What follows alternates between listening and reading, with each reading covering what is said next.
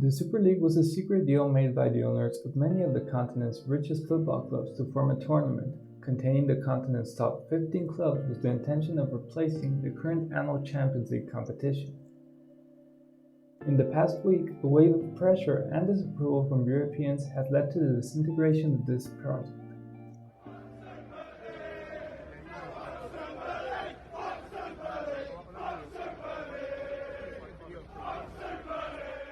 Let's dig deeper into some of the aspects of the so-called Super League.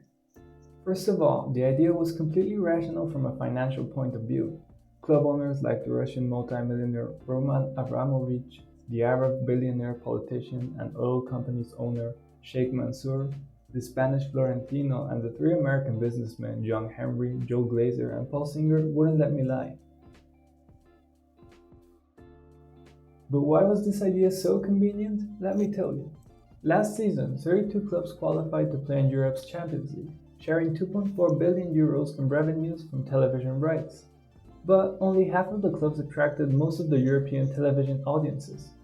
As you can imagine, these are teams like Real Madrid, PSG, Barcelona, Liverpool, Man City, and you get the point, the teams that were planning to form the Super League. Popular and rich clubs that felt like they were generating most of the money, yet didn't see this reflected at the final payday.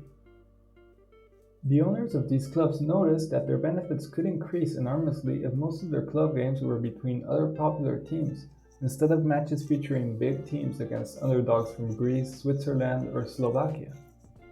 And so it was that the Super League proposal came to life. Instead of sharing €2 billion between 32 clubs, the top 15 clubs calculated that they could divide €4 billion among themselves. Also, by having the same clubs every year, no matter how well they perform in their national championships, they would get rid of a huge financial risk, failing to qualify for next year's Champions League. As you see, with the implementation of the Super League, these popular clubs would basically have 4 times higher revenues and remove all the risk from not qualifying. Sounds good, doesn't it?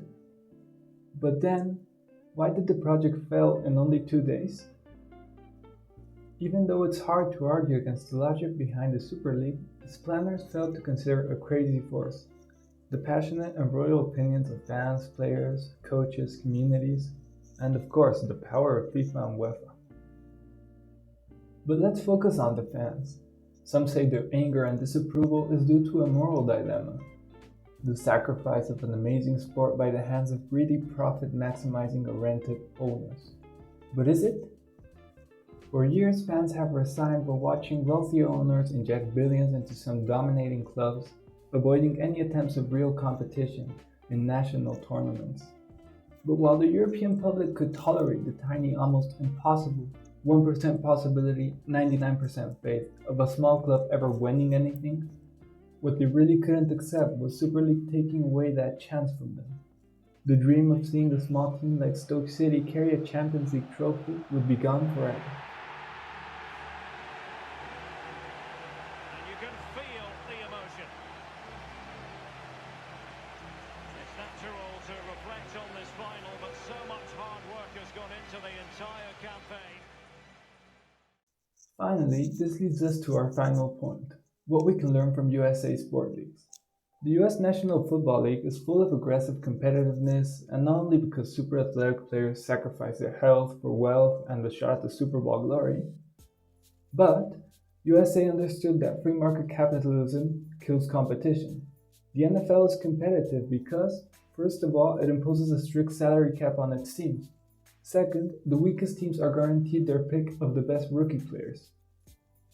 American capitalism sacrificed the free market to save competition, minimize predictability, and maximize excitement. The American model is definitely a good option, but not the only one. It seems the way to have real competition, such as in other matters that not only concern sports, is setting the line between oligopolies, freedom of action, and the intervention of an administrative organism. Do you think European football could apply some of these principles in order to have a more exciting, financially sustainable football league? Leave your thoughts in the comments below.